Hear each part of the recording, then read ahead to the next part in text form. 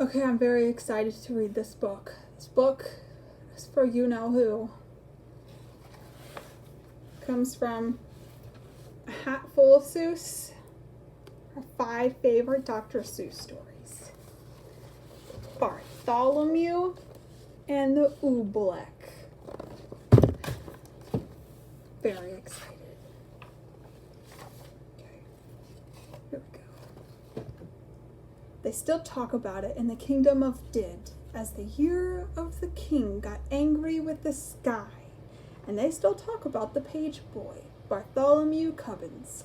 If it hadn't been for Bartholomew Cubbins, that king in that sky would have wrecked that little kingdom.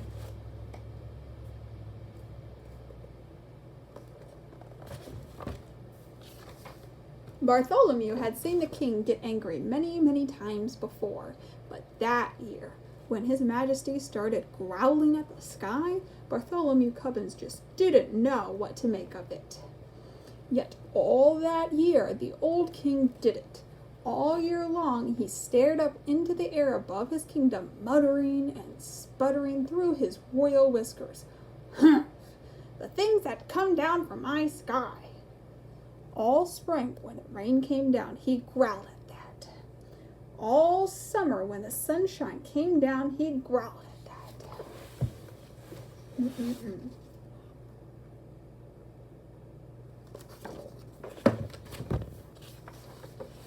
All autumn, when the fog came down, he growled at that. And that winter, when the snow came down, he started shouting, "This snow, that fog, this sunshine, that rain. Bah! These 4 things that come down from my sky." But King Derwin, Bartholomew tried to calm him down. "You've always had these same 4 things come down." "That's just the trouble," bellowed the king. "Every year, the same 4 things. I'm mighty tired of those old things. I want something new to come down." "Something new to come down?" Bartholomew gasped. "That's impossible, Your Majesty. You just can't have it." "Boy, don't you dare tell me what I can and cannot have. Remember, Bartholomew, I'm the king." "I know, sire," said Bartholomew. "You rule all the land and you rule all the people, but even kings can't rule the sky."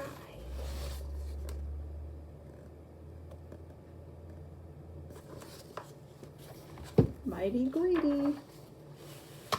"Can't, eh?" His Majesty flew into a terrible rage. "Well, maybe other kings can't do it, but maybe I'm one king who can. You mark my words, Bartholomew Cubbins, I will have something new come down." But how to get something new to come down? That was rather hard to think up. And for many days, that old king stomped around, trying to figure out some way to do it. Then finally, one late night, when all the other lords and ladies of the palace were fast asleep, just as the king was buttoning his royal nightshirt, he suddenly stopped still. A strange, wild light began to shine in his gray-green eyes. "Why, of course," he began laughing. "They can do it for me. Bartholomew Cubbins, blow my secret whistle. Quick, call my royal magicians." "Your magicians? Your Majesty?" Bartholomew shivered. Oh no, Your Majesty, don't call them." "You hold your tongue, Bartholomew Cubbins. You do as I command you. Blow my secret whistle." "Yes, sire." Bartholomew bowed. "But Your Majesty, I still think you may be very sorry."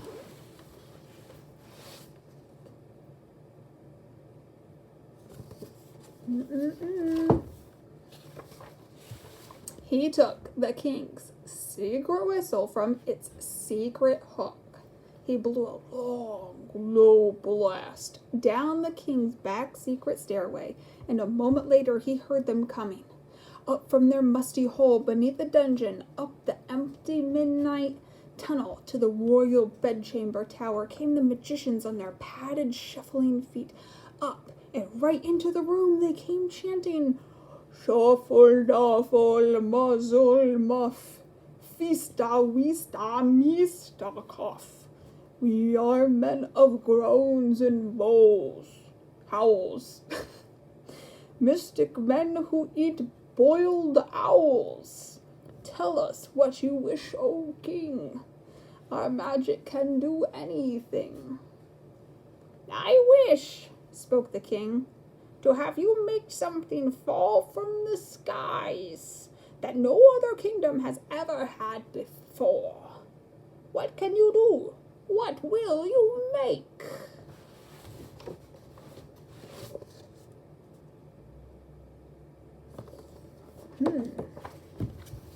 What will they make? For a moment, they stood thinking, blinking their creaky eyes. Then they spoke a word. One word. "Oobleck." "Oobleck," asked the king. "What will it look like?" "Won't look like rain. Won't look like snow. Won't look like fog. That's all we know. We just can't tell you anymore. We've never made Oobleck before." They bowed. They started towards the door. "We go now to our secret cave on Mystic Mountain Nicotave. There all night long we work for you, and you'll have Oobleck when we're through." "They'll do something crazy," whispered Bartholomew. "Call them back, Your Majesty, stop them." "Stop them? Not for a ton of diamonds," chuckled the king. "Why, I'll be the mightiest man that ever lived. Just think of it. Tomorrow I'm gonna have Oobleck." It took Bartholomew a long time to get the excited king to sleep that night. But there was no sleep for Bartholomew, the page boy. All night long he stood in the king's window staring out at the Mystic Mountain Nicotave. Somewhere up there, Bartholomew knew the magicians were working their terrible magic. Oh, I need to show you the picture.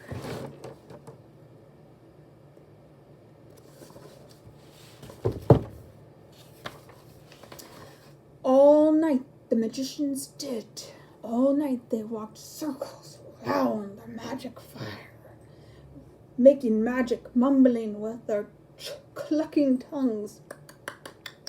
"Oh, snow and rain are not enough. Oh, we must make some brand new stuff. So feed the fire with wet mouse hair. Burn an onion, burn a chair. Burn a whisker from your chin, and burn a long sour lizard skin. Yeah, burn yellow twigs and burn red rust, and burn a stocking full of dust. Makes magic smoke, psh, green, thick, and hot. It sure smells dreadful, does it not? That means the smoke now is just right, yes. So quick before the day gets light. Go, magic smoke, go high, go high. Go rise into the kingdom sky. Go make the Oobleck tumble down on every street and every down. Go make the wondrous Oobleck fall. Oh, bring down Oobleck on us all.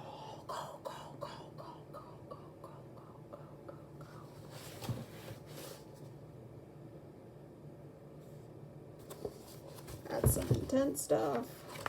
Lizard skin. Dawn was just breaking, and Bartholomew was still standing, trembling, watching at the bedchamber window. But now, as the sun rose, Bartholomew smiled. Those silly magicians hadn't thought of me. Then suddenly, Bartholomew couldn't stop smiling. Was he seeing things? No. There was something strange up in the sky. At first it seemed like a little greenish cloud, just a wisp of greenish steam, but now it was coming closer closer down toward the fields and farms and houses of the sleepy little kingdom. It was swirling around the topmost turrets of the palace. Tiny little greenish specks were shimmering in the air right over his head. Queer little greenish blobs just about the size of grape seeds. He stretched out his hand, started to catch one, then he pulled his hand back. There was something frightening about those blobs. Bartholomew slammed the window shut. "Wake up, Your Majesty," he shouted. "Your Oobleck is falling."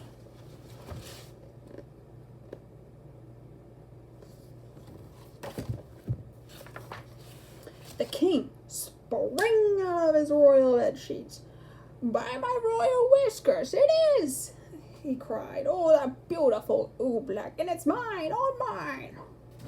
"I don't like the look of those blobs, sire," said Bartholomew. "They're coming down as big as greenish peanuts."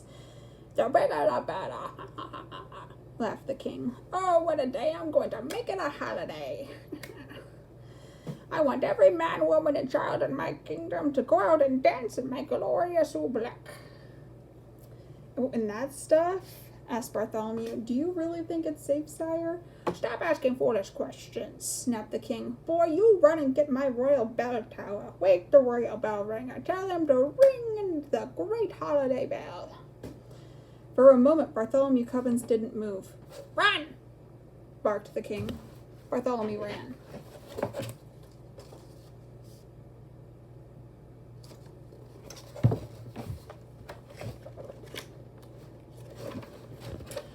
Across the sleeping palace, Bartholomew ran. Then up the ladder of the high bell tower, he climbed to the bell ringer's little cubbyhole in the belfry. "Ring your bell," he called. "His Majesty the King proclaims today a holiday." The old man crawled out of his cot. He grabbed the bell rope. "What's the holiday for, Bartholomew?" "You'll find out soon enough," said Bartholomew. The bell ringer yanked the rope. Nothing happened. He yanked it harder. Still nothing happened. "Huh? What's wrong with my bell?" he murmured. "I'd better take a look outside." He poked his head out through the little trap door.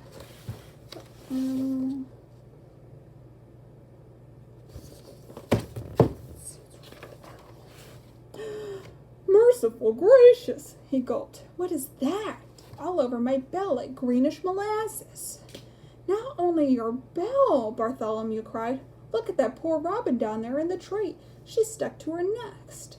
She can't move a wing. That Oobleck's gooey. It's gummy. It's like glue." "Oh," the bell ringer wrung his hands. "If that green stuff sticks up robins, it'll stick up people too." "Someone's got to warn the people," cried Bartholomew. "Got to wake 'em up and warn 'em to stay inside their houses." "I'll tell the royal trumpeter," he shouted. He turned and slid like lightning down the bell tower ladder.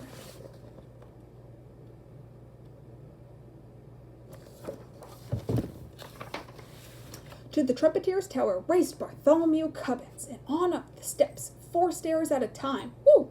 And he ran. He could hear the plop-plop of the Oobleck on the window panes. It was pelting against the palace walls, as big as greenish cupcakes now. Whew. He yanked the covers off the snoring trumpeter. He shoved his cold trumpet right up to his sleepy hands. "Get up! Warn the paper! Blow the alarm!" "Alarm!" yawned the trumpeter. Then his eyes saw the Oobleck, the green things. "Bartholomew, where'd they come from?" "The king," panted Bartholomew. "His royal magicians made them." The royal trumpeter leaped from his bed. "That king of ours should be ashamed." He jabbed his trumpet out of the window. "I'll blow," he shouted, "the loudest alarm that's ever been heard in the kingdom of dead."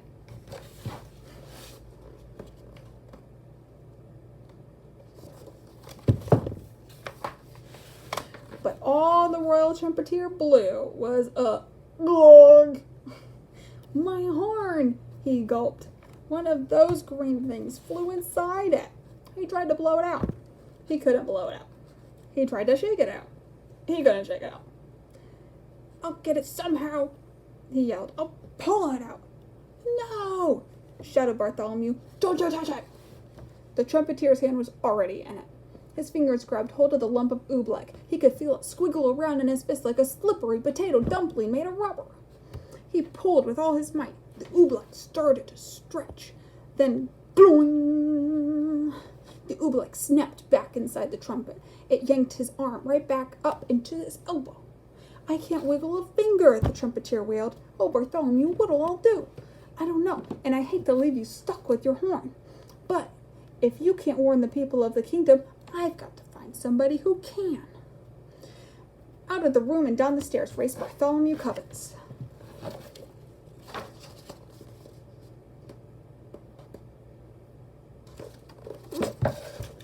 What a mess. Down to the chamber of the captain of guards. The captain was humming in front of his mirror, combing the ends of his handsome mustache. Captain, do something, shouted Bartholomew. Do something? Why? Smiled the captain. What's wrong? Captain, haven't you seen the dreadful Oobleck? It's coming down as big as greenish baseballs. Oh, that stuff, laughed the captain. What's so dreadful about that, lad? You know, I think it's rather pretty. Captain, pleaded Bartholomew, it's dangerous. Nonsense, snorted the captain. Lad, are you trying to frighten me? Captains, my boy, are afraid of nothing. That stuff's harmless. I'll show you. I'll eat some. Eat some, gasped Bartholomew. Oh no! But before Bartholomew could stop him, the captain was leaning out the window, scooping up some oobleck on the end of his sword. Don't, Captain, don't. Don't do it. Don't do it. The captain did do it. By the time dragged him back inside the room, his mouth was glued shut with the oobleck. He tried to speak, but no words came out. All the noble captain of the guards could do was blow a lot of little sticky greenish bubbles. Forgive me for leaving you, Captain, said Bartholomew, but a captain full of bubbles is no help at all. Bartholomew stretched the poor man out. He left him there on his chamber floor. Bartholomew went tearing through the zigzag palace hallways. I'll get the king's horse. I'll ride through the country. I'll warn the people of the captain myself. He pushed open the door that led out to the royal stables.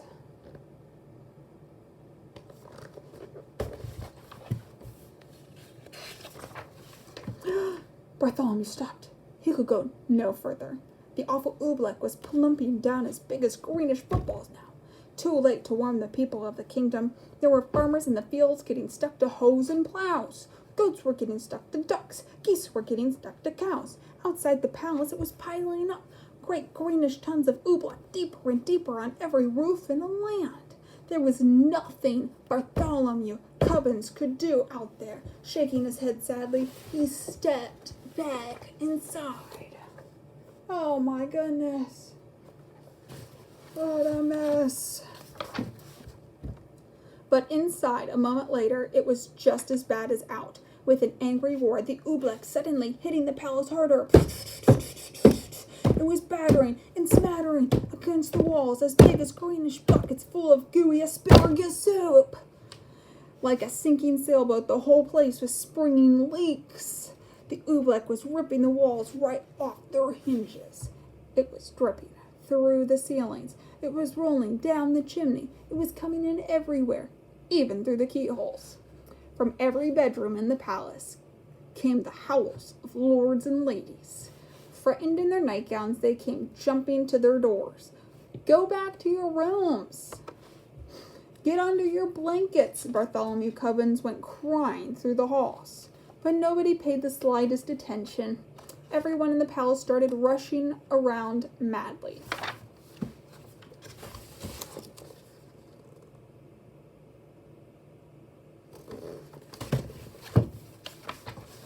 The royal cook rushed down to the royal kitchen.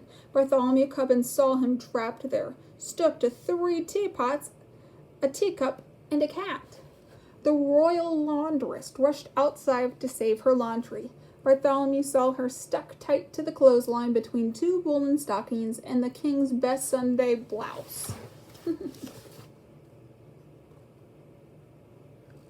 So silly. He saw the royal fiddlers. They were stuck to their royal fiddles. Everywhere Bartholomew ran, he saw someone stuck to something.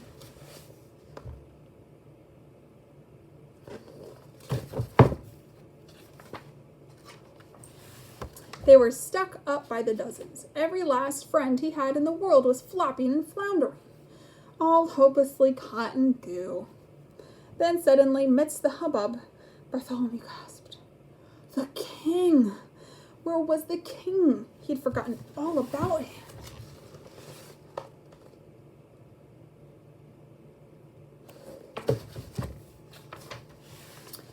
It was in the throne room that Bartholomew found him. There he sat, old King Darwin, proud and mighty ruler of the kingdom of Did, trembling, shaking, helpless as a baby. His royal crown was stuck to his royal head. The seat of his royal pants were stuck to his royal throne.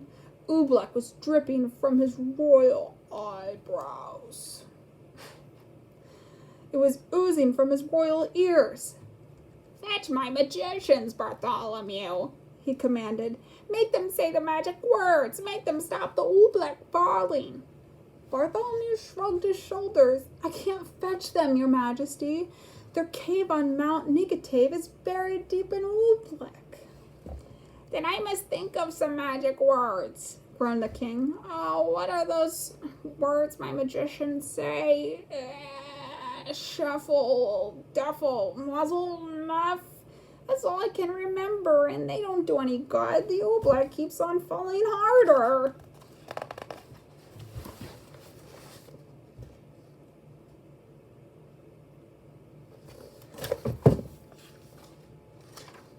Bartholomew Cubbins could hold his tongue no longer. And it's going to keep on falling, he shouted, until your whole green marble palace tumbles down. So don't waste your time saying foolish magic words. You ought to be saying some plain, simple words. Simple words? What do you mean, boy? I mean, said Bartholomew, that this is all your fault. Now the least you can do is say the simple words, I'm sorry. No one had ever talked to the king like this before. What? He bellowed. Me? Me? Say I'm sorry? Kings never say I'm sorry. And I, the mightiest king in all the world. Bartholomew looked the king square in the eye. You may be a mighty king, he said, but you're sitting in Oobleck up to your chin, and so is everyone else in your land. And if you won't say you're sorry, you're no sort of king at all. Bartholomew Cubbins turned his back. He started for the throne room. But then Bartholomew heard a great sob. The old king was crying. Come back, Bartholomew Cubbins. You're right. It is all my fault, and I'm sorry. Oh, Bartholomew, I'm awfully sorry. And the moment the king spoke those words, something happened.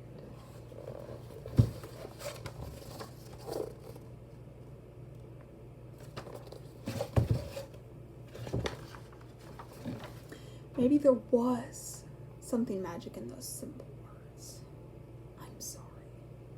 Maybe there was something magic in those simple words. It's all my fault. Maybe there was, and maybe there wasn't. But they say that as soon as the old king spoke them, the sun began to shine and fight its way through the storm.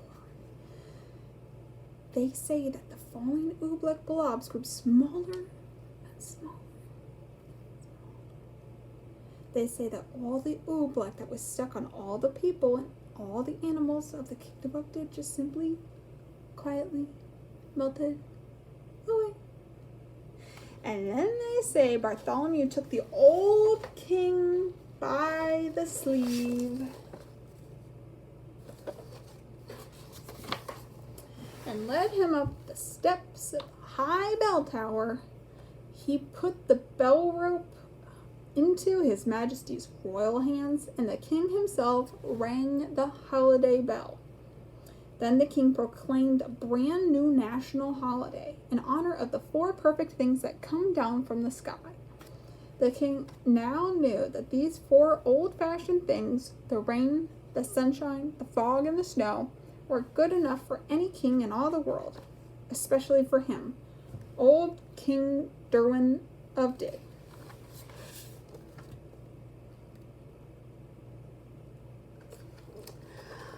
No, Oobleck. No, thank you.